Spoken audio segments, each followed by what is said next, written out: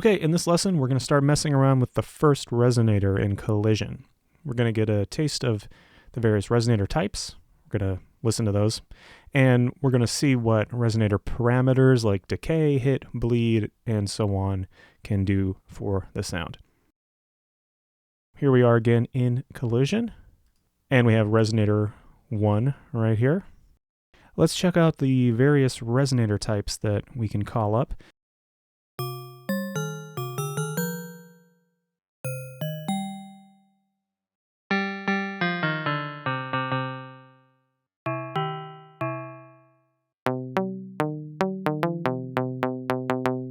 So these are all pretty different.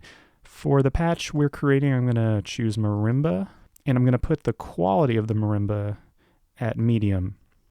Basically, quality over here is the number of overtones that the sound is creating. Medium will be good enough for us.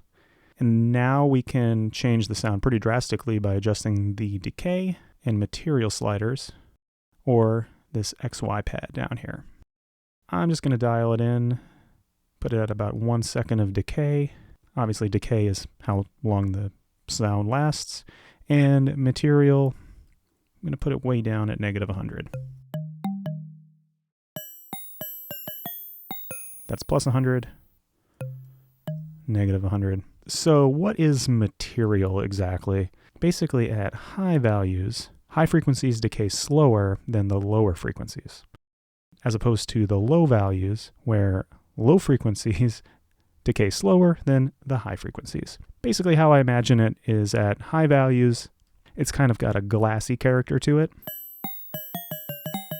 And the further down you go into lower values, it starts to get more quote-unquote rubbery.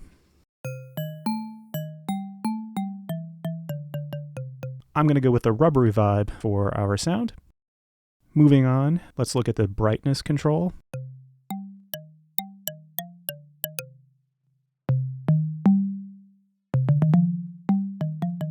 Makes the sound more or less bright.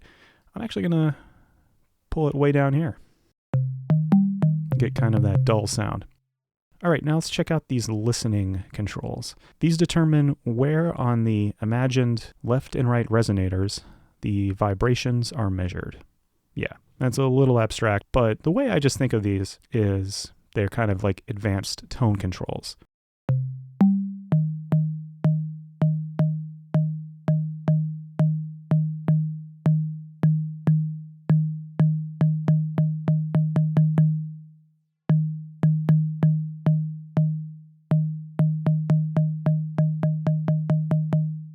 Pretty subtle, but there's some sort of combination of tone quality and stereo imaging going on here.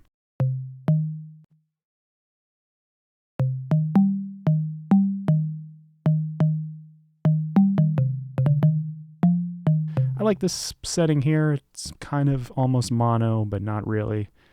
Okay, now let's look at hit. This is where on the resonator the mallet hits, and it's effectively another type of tone control.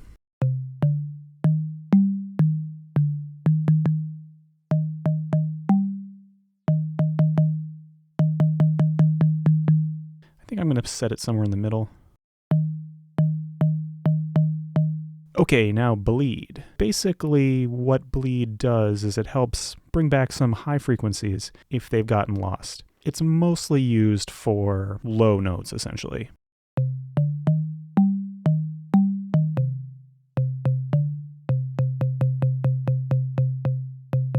Yeah, this one's very subtle, especially at this point.